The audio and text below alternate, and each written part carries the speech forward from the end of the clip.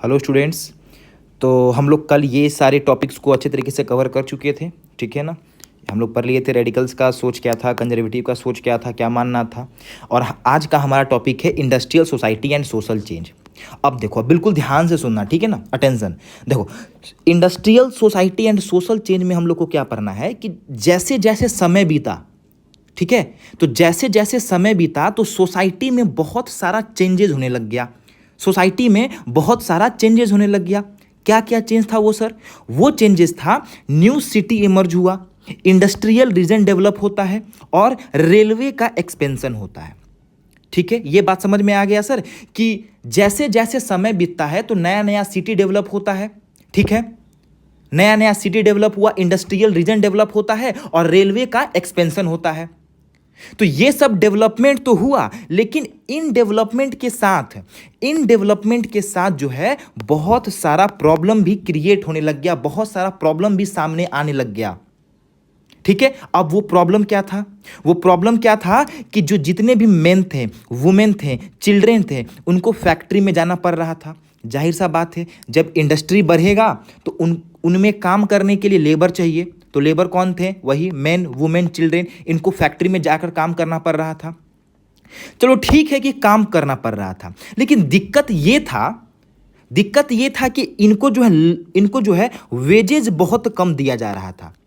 Wages जो है बहुत कम दिया जा रहा था और वर्किंग टाइम बहुत ज़्यादा था। वेजेज कम यानी कि सैलरी, मजदूरी कम दिया जाएगा, लेकिन जहां काम करना है 8 घंटा, वहां पे काम करवा रहा है ये लोग 12 घंटा। समझ पा रहे हो ना? यानी कि वर्किंग आवर बहुत ज़्यादा था और सैलरी बहुत कम था। वर्किंग आवर बहुत ज़्यादा था और सैलरी बहुत कम था। और क्या था कि इनका जो वर्किंग कंडीशन था बच्चों, ये बहुत ज़्यादा खराब हुआ करता था। जिसको जो बीमारी है, डजेंट मैटर, तुमको यहां पे आना है, काम करना है। उसमें भी क्या, तुमको ज़्यादा काम करना है और तुमको सैलरी भी कम देंगे हम। ये चीज़ होने लग गया।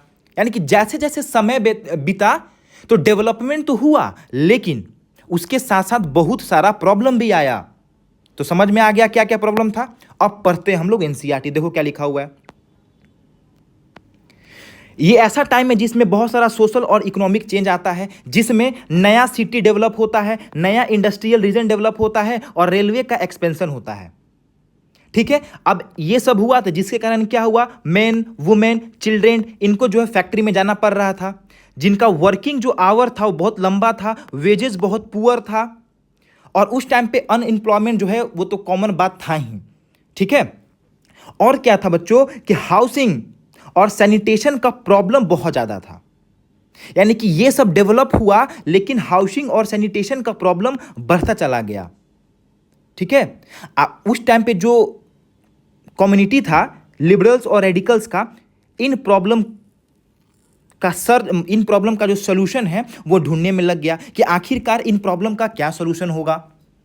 ठीक है, तो industrial society and social change में हम लोग क्या देखें कि इसमें हम लोग ये देखें कि नया नया सिटी डेवलप हुआ, नया नया जो है रेलवे एक्सपेंशन हुआ, नया नया जो है इंडस्ट्री सेटअप हुआ, जिस कारण से सभी बच्चे, बूढ़े, औरत, सबको जो है इंडस्ट्री में काम करना पड़ रहा था, लेकिन उनका सैलरी यानी कि मजदूरी, वेजेस जो है बहुत कम था, उनका वर्किंग आवर बहुत ज़्यादा था और हाउसिंग और सैनिटेशन का बहुत ज़्यादा प्रॉब्लम हुआ करता था।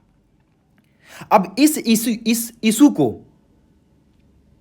इशू के सॉल्यूशन को ढूंढने में लग गए कौन कौन? तो लिबरल्स और रेडिकल्स, क्योंकि कंजर्वेटिव को तो कोई फर्क पड़ता नहीं है। वो तो कहता है क्या कि तुम लोग जो करना है करो, लेकिन थोड़ा आराम आराम से करो। ठीक है, तो दो कम्युनिटी सामने आता है, लिबरल्स और रेडिकल्स, इसका सॉल्यूशन ढूंढने के लिए। ठीक है ना, तो ये बात रहा हमारा industrial society and social change के बारे में। ठीक है, ठीक है, अब आगे देखते हैं। अब देखो इसमें क्या लिखा हुआ है कि almost all industry where the property of individual. उस टाइम पे जितना भी इंडस्ट्री हुआ करता था ना, वो किसी ना किसी इंडिविजुअल के हाथ में हुआ करता था। उसमें जो है कुछ प्रॉपर्टी लिबरल्स और रेडिकल्स के हाथ में भी था। ठीक है, और ये लोग जो है अपना वेल्थ बनाते हैं थ्रू ट्रेड और इंडस्ट्रियल वेंचर से। इनका मानना था कि इस टाइप के एफर्ट को इनकरेज करना चाहिए, इस टाइप के एफर्ट को इनकरेज करना चाहिए। ये लोग बोलते हैं कि अगर workforce workforce in the economy was healthy, अगर वर्कफोर्स अगर हेल्दी रहा और सिटीजन अगर एजुकेटेड रहे तो जरूर से जरूर इसका बेनिफिट होगा, ठीक है ना। यानी कि जो वर्कफोर्स होना चाहिए, जो वर्कफोर्स होना चाहिए बहुत हेल्दी होना चाहिए, और जो सिटीजन होने चाहिए वो एजुकेटेड होने चाहिए, तब जरूर से जरूर हमें जो है इसका बेनिफिट देखने को मिलेगा। और ये जो है अपोज करते थे ओल्ड ऑटोक्रेसी के, सॉरी, प्रिविलेजेस के, ठीक है। यानी कि जितने भी ऑटोक्रेसी के प्रिविलेज थे जन्म के आधार पर, बर्थ के आधार पे, उसका अपोज करने का काम करता था रेडिकल्स और लिबरल्स, ठीक है। तो यहां तक हम लोग क्या पढ़े, ध्यान से सुनो। लिबरल्स और रेडिकल्स के हाथ में भी कुछ प्रॉपर्टी था, और ये अपना प्रॉपर्टी कैसे बनाए थे, तो ये अपना प्रॉपर्टी बनाए थे सर थ्रू ट्रेड और इंडस्ट्रियल वेंचर से। इनका मानना ये था कि अगर इस तरीके से कोई अपना प्रॉपर्टी बना रहा है तो उसको इनकरेज करना चाहिए, और ये बोल रहे हैं कि ये बहुत ही बेनिफिट होगा हमारे लिए कि जो वर्कफोर्स हो बहुत ज़्यादा हेल्दी हो और सिटीजन एजुकेटेड हो। फिर सेकेंड पॉइंट हम लोग क्या लिखेंगे कि ये जो है ओल्ड एरिस्टोक्रेसी के प्रिविलेज को बहुत ज़्यादा अपोज करने का काम कर रहे थे। इनका मानना था कि बर्थ के आधार पे किसी को प्रिविलेज नहीं मिलना चाहिए, बर्थ के आधार पे किसी को प्रिविलेज नहीं मिलना चाहिए।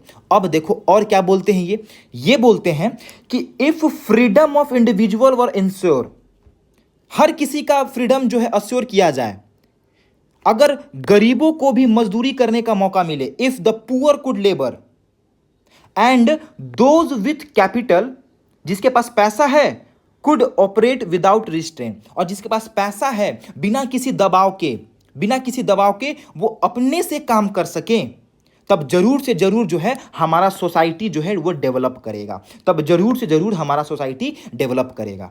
अब सुनो समरी, क्या कहना चाह रहा है कि लिबरल्स और रेडिकल्स के हाथ में भी कुछ प्रॉपर्टी था जिसका एक्सपेंशन वो लोग थ्रू ट्रेड और इंडस्ट्रियल वेंचर से किए थे, और इनका कहना था कि अगर इस तरीके से अगर कोई मतलब ट्रेड कर रहा है तो उसको इनकरेज करना चाहिए।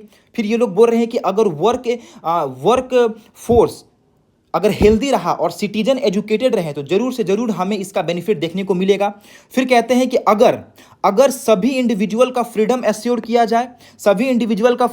किया जाए और लेबर पुअर को भी लेबर करने का मौका दिया जाए, ठीक है, और जिसके पास भी पैसा है, कैपिटल हो, उस पे बिना किसी दबाव का उसको काम करने दिया जाए, तो हमारा सोसाइटी जरूर से जरूर जो है डेवलप करेगा, ठीक है।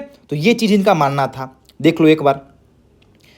तो ये लोग वॉइस उठाते क्या बोलते हैं कि पुअर अगर लेबर करे, ठीक है, those with capital could operate without restrain, यानी कि जिसके पास कैपिटल है अगर वो बिना किसी रिस्ट्रेन के अगर आगे बढ़े, अपना सब कुछ सेटअप करे, ट्रेड करे, या फिर वर्कर का जो फ्रीडम है वो एश्योर हो, तो इन 3-4 तरीकों से हमारा जो सोसाइटी है वो जरूर से जरूर डेवलप करेगा।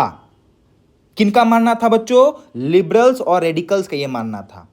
ये चीज निकला कहां से? ये निकला जब नया सिटी बना, इंडस्ट्रियल रीजन आया, ठीक है, और रेलवे का एक्सपेंशन हुआ, जब कंडीशन खराब हुआ तब ये लोग जो है अपना आइडिया को यहां पे शेयर कर रहे हैं, आवाज उठा रहे हैं। बात को समझ आ रहा है बिल्कुल अच्छे तरीके से? Very good. तो ये रहा आज की वीडियो में एक टॉपिक, बिल्कुल अच्छे तरीके से घर पे जाना है, मतलब घर पे ही होगे, मतलब बुक खोलना है और बुक खोलकर 2 से 3 बार एनसीईआरटी रीड करना है, ठीक है, और फिर बैठ करके आराम से इस टॉपिक का नोट्स बनाना है, ठीक है। तब तक के लिए थैंक यू।